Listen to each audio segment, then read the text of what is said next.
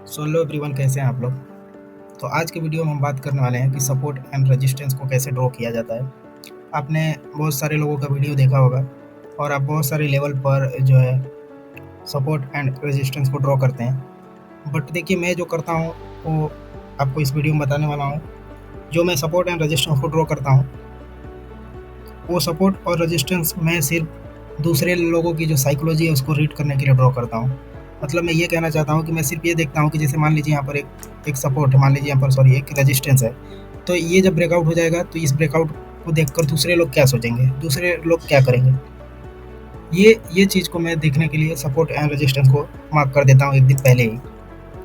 और मैं support and resistance को कितने मिनट के टाइम फ्रेम पर मार्क करता हूँ वो मैं बता रहा हूँ आपको। तो देखिए मैं क्या करता हूँ, मैं डेली टाइम फ्रेम पे चला जाता हूँ। देखिए मैं यहाँ पर डेली चार्ट को ओपन कर लेता हूँ और जैसे मान लीजिए कि मुझे कल के दिन ट्रेडिंग करना है। आज का सेशन मार्केट यहाँ पर आज क्लोजिंग कर दिया है, तो कल के लिए मैं क्या करता हूँ, सिंपली मैं क्या करता हूँ, आज का जो ओपनिंग और क्लोजिंग और डे लो और डे हाई, मतलब एक दिन के कैंडल का मैं क्या करता हूँ, डे लो और डे हाई, ओपनिंग और क्लोजिंग प्राइस इसको मार्क कर देता हूँ। जैसे कि मैं यहाँ पर आपको दिखा रहा हूँ, यहाँ पर इस तरीके से मैं इसको मार्क कर देता हूँ। कुछ अलग करने की ज़रूरत नहीं है, सिर्फ क्लोजिंग प्राइस और ओपनिंग प्राइस और डे हाई और डे लो को यहाँ पर मैं मार्क कर दिया हूँ। अब देखिए जितना भी बड़ा टाइम फ्रेम होता है तो वो अपने छोटे टाइम फ्रेम पे जब आप जाओगे तो जितने बड़े टाइम फ्रेम का जो सपोर्ट एंड रेजिस्टेंस होता है वो छोटे टाइम फ्रेम पे बहुत अच्छे से वर्क करता है। जैसे अगर आप ये डेली पे सपोर्ट एंड रेजिस्टेंस यहाँ पर मार्क कर लिए, तो अगर आप छोटे टाइम फ्रेम पे जाओगे 5 मिनट पे या फिर 1 मिनट पे, ये आपको काम करता हुआ दिखेगा अगर कोई बड़ा गैप अप या फिर गैप डाउन नहीं ओपन हुआ तो। मतलब मैं ये कहना चाहता हूँ कि जैसे मान लीजिए अगर मार्केट में कहीं कल के दिन यहाँ पर कहीं बहुत बड़ा गैप अप वगैरह ओपन हो गया तो ये सब लेवल पीछे छूट जाएंगे, तो ये काम नहीं कर पाएंगे। तो इसके लिए मार्केट को इसके रेंज में ही ओपन अगर होगा तो ये काम करेगा। तो आप सपोर्ट और रेजिस्टेंस को जो ड्रॉ करते हैं उस तरीके को आप बदल सकते हैं। आपको सिंपली कुछ नहीं करना है, डेली चार्ट खोल लेना है और उसका open, high, low and closing, ये 4 प्राइस को मार्क कर लेना है। और मार्क कर लेने के बाद उसको ट्रेड कैसे करना है, मैं तो देखिए जो सेटअप को फॉलो करता हूँ उसको एसएल हंटिंग कॉन्सेप्ट बोलते हैं।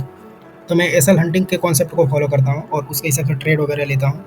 तो उसमें क्या होता है, बेसिकली मैं दूसरे लोगों का देखता हूँ कि जैसे मान लीजिए यहाँ पर एक जो है रेजिस्टेंस है, तो ये रेजिस्टेंस का ब्रेकआउट हो गया तो दूसरे लोग यहाँ पर देखकर क्या करेंगे, किस तरीके का वो साइकोलॉजी यहाँ पर रखते हैं, किस तरीके का रिटेलर का माइंडसेट होता है, तो उनके अगेंस्ट मैं अपना ट्रेड वगैरह लेने की कोशिश करता हूँ। अगर मैं इसको डिलीट कर देता हूँ, मैं इसको यहाँ पर डिलीट कर देता हूँ, इसको मैं यहाँ पर डिलीट कर देता हूँ और मैं आपको दिखाता हूँ एक दिन पीछे का। जैसे मान लीजिए ये कौन से दिन का कैंडल है, ये 12 फरवरी का जो है कैंडल है। तो मैं इसको मार्क करता हूँ, फिर आपको मैं एक एग्जांपल दिखाता हूँ। ये 12 फरवरी का ये मैंने ले लिया हाई और ये ले लिया यहाँ पर लो। उसके बाद इसका ओपनिंग ले लेता हूँ और इसका क्लोजिंग ले लेता हूँ। अब देखते हैं ये 13 फरवरी को किस तरीके से काम किया है। हम चले जाते हैं छोटे टाइम फ्रेम पर। तो देखिए यहाँ पर जो है आप देख सकते हैं किस तरीके से सपोर्ट एंड रेजिस्टेंस काम किया है।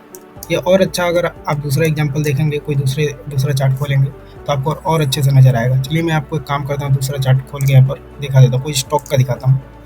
इसमें कुछ अच्छा एग्जांपल नहीं मिला मैं, क्योंकि क्लोजिंग जो है वो एक ही जगह पर हो गया था। मैं आपको ये HDFC का जो चार्ट है उसको यहाँ पर आपको दिखा रहा हूँ। चलिए मैं यहाँ पर ये ले लेता हूँ 13 फरवरी का जो है ये कैंडल को ले लेता हूँ, इसका हाई एंड लो मार्क कर लेता हूँ। ये हाई हो गया मार्क, ये हो गया लो और ये हो गया हमारा ओपन प्राइस और ये हो गया हमारा क्लोजिंग प्राइस। अब आ जाते हैं छोटे टाइम फ्रेम पर और देखते हैं अगले दिन किस तरीके से काम किया है मार्केट। तो ये हम देख लेते हैं यहाँ पर।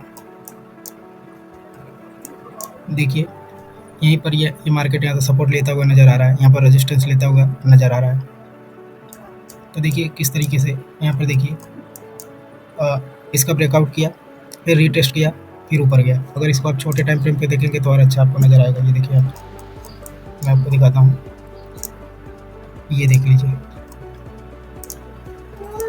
ये देखिए यहाँ पर किस तरीके से यहाँ पर सपोर्ट लिया है और सपोर्ट लेकर ऊपर गया है, फिर से यहाँ पर सपोर्ट का ब्रेकडाउन किया, उसके बाद जब इसका ब्रेकआउट वगैरह किया तो वहीं उसी सपोर्ट के पास ही प्राइस काफ़ी टाइम होल्ड किया, दोबारा रेजिस्टेंस भी वहीं से लिया। देखिए मैं तो उतना सपोर्ट एंड रेजिस्टेंस को ट्रेड नहीं करता हूँ, मैं सपोर्ट एंड रेजिस्टेंस को सिर्फ इसलिए मार्क कर देता हूँ कि बस मैं देखना चाहता हूँ कि अगर मान लीजिए कभी प्राइस डायरेक्टली कोई रेजिस्टेंस है, कोई रेजिस्टेंस बना हुआ है, मान लीजिए यहाँ पर कोई रेजिस्टेंस बना है, जैसे यहाँ पर मैं आपको दिखा रहा हूँ, यहाँ पर देख लेते हैं 3 मिनट के चार्ट पे आ जाते हैं और मैं आपको दिखा देता हूँ यहाँ पर 1 मिनट, ये देख लीजिए यहाँ पर देखिए जैसे क्या हुआ कि एक रेजिस्टेंस था, यहाँ पर एक रेजिस्टेंस था और जैसे ही ये रेजिस्टेंस का डायरेक्टली यहाँ पर देखिए ब्रेकआउट वगैरह हो गया तो मार्केट यहाँ पर सस्टेन नहीं कर पाया। तो मैं ये देखता हूँ ट्रेड लेने के लिए कि चलिए अब यहाँ पर जो है रेजिस्टेंस का ब्रेकआउट हो गया तो मैं उसके अगेंस्ट में पुट साइड में यहाँ पर ट्रेड वगैरह ले लेता हूँ, और उसका भी ट्रेड करने का बहुत तरीका है। जैसे मान लीजिए ये रेजिस्टेंस है और मार्केट जो है, और मैं आपको दिखा रहा हूँ 1 मिनट ही ले लेता हूँ, जैसे मान लीजिए ये रेजिस्टेंस है और डायरेक्टली इसका यहाँ पर ब्रेकआउट वगैरह कर दिया तो ये सस्टेन नहीं करेगा, ये दोबारा प्राइस यहाँ से जो है रिवर्स हो जाएगा इस तरीके से। हाँ, अगर इसको ऊपर जाना है तो क्या करना पड़ेगा, पहले यहाँ पर जो रेजिस्टेंस है उसके पास जाके इसको होल्ड वगैरह करना पड़ेगा। यहाँ पर अगर ये होल्ड वगैरह करेगा तो हमारा जो सेटअप बनता है, जो SLNT का सेटअप है वो किस तरीके से बनता है कि जैसे किसी रेजिस्टेंस पर अगर काफ़ी टाइम होल्ड कर रहा है तो वहाँ पर सेलर ही एक्टिव होते हैं, तो सेलर एक्टिव होंगे तो उनका SL हमें ऊपर मिल जाएगा, तो हम जो है अपना एक सही एंट्री को फाइंड करते हुए अपना जो है कॉल साइड में चले जाते हैं। और डायरेक्टली अगर किसी रेजिस्टेंस का ब्रेकआउट करता है तो फिर हम पुट साइड में आ जाते हैं। उसमें भी अलग अलग सिचुएशन होती है, देखना पड़ता है मार्केट किस तरीके का स्ट्रक्चर बना है, किस तरीके का बिहेवियर है, तो उस हिसाब से हम ट्रेड वगैरह को आइडेंटिफाई करते हैं। और इसका ही उल्टा कर लेंगे हम सपोर्ट में भी ऐसा ही होता है, जो अगर डायरेक्टली किसी सपोर्ट का ब्रेकडाउन कर देता है तो हम कॉल साइड में चले जाते हैं, और सपोर्ट वगैरह को होल्ड करता है तो हम पुट साइड में जो है ट्रेड आइडेंटिफाई करने का कोशिश करते हैं। तो देखिए इसको मैं क्लियर ही रखना चाहता हूँ, ज़्यादा सेशन को लंबा नहीं करता हूँ। सिंपली मैं क्या करता हूँ, सपोर्ट एंड रेजिस्टेंस को ड्रॉ करने के लिए मैं डेली चार्ट पे चला जाता हूँ। जो भी अभी अगले दिन का मैं जो भी सपोर्ट एंड रेजिस्टेंस मार्क करने का है तो मैं कुछ नहीं करूँगा इधर, 5 मिनट 30 मिनट का टाइम फ्रेम, 1 घंटे का टाइम फ्रेम कुछ करता नहीं हूँ। मैं सिंपली क्या करता हूँ, जो डेली कैंडल है उसका हाई एंड लो मैं मार्क कर लेता हूँ यहाँ पर इस तरीके से। यहाँ पर देखिए हाई एंड ओपन सब एक ही है, तो हम आज 3 ही लेवल हमें मिलेगा और इसको मैं कर देता हूँ पर डिलीट। तो आप भी दूसरे का जो है साइकोलॉजी को आइडेंटिफाई करने के लिए एक जो है सपोर्ट और रजिस्टर इस तरीके से ड्रॉ कर सकते हैं, ये काफ़ी अच्छा रहेगा, आपको इधर उधर का करना नहीं पड़ेगा। वैसे भी सपोर्ट एंड रेजिस्टेंस ज़्यादा मार्केट में काम करते हैं नहीं करते हैं, अब किसके लिए करते हैं मुझे तो नहीं पता, बट मेरे लिए तो नहीं करते हैं, मैं ज़्यादा इस पर फोकस नहीं करता हूँ। मैं तो सिंपली जो है एक रिट्रेसमेंट का वेट करता हूँ। जैसे अगर आप देखेंगे तो ये जो है यहाँ पर डायरेक्टली मार्केट में सेलिंग आ रहा है, डायरेक्टली यहाँ पर सेलिंग आ रहा है।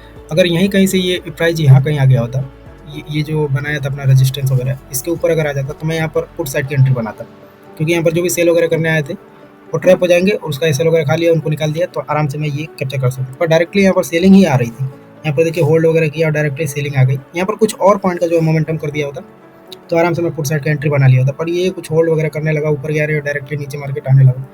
तो जब ये नीचे आ रहा था तो मैंने देखा कि यहाँ पर डायरेक्टली जो है बैंक निफ्टी के चार्ट में, वैसे HDFC भी उसी का कंपोनेंट है तो कोई बात नहीं।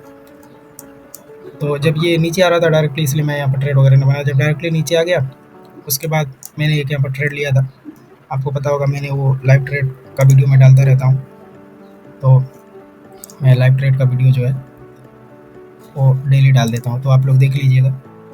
फिलहाल आप लोग सपोर्ट एंड रेजिस्टेंस को इसी तरीके से मार्क कीजिए, काफ़ी अच्छा रहेगा। और दूसरे की जो साइकोलॉजी है उसको रीड करने का बस कोशिश कीजिए, और तो इसमें कुछ नहीं। अगर सेटअप वगैरह आपको बनाना है तो कुछ और सेटअप वगैरह बनाइए, सपोर्ट रेजिस्टेंस पे उतना मैं नहीं कहूँगा फोकस कीजिए। अगर आपको करना है तो बायर और सेलर की साइकोलॉजी को फोकस करिए। देखिए जो बायर, तो जो भी बायर है और सेलर है वो कहाँ पर बैठे हैं, क्या कर रहे हैं, किस तरीके का मार्केट में काम हो रहा है, हो सकता है, ये सब आप देखने की कोशिश करें। तो आप सपोर्ट एंड रेजिस्टेंस इस तरीके से फाइंड कर सकते हैं। सिंपली क्या करना है, डेली चार्ट पे जाने का है, उसका ओपन, हाई और क्लोजिंग और लो, ये 4 पॉइंट को मार्क कर देना है। और अगले दिन छोटे टाइम फ्रेम पे आप जो भी सेटअप वगैरह बना कर ट्रेड करते हैं तो उसको ट्रेड करना है। तो चलिए इस वीडियो में इतना ही, मिलते हैं किसी नेक्स्ट टॉपिक में, तब तक के लिए धन्यवाद।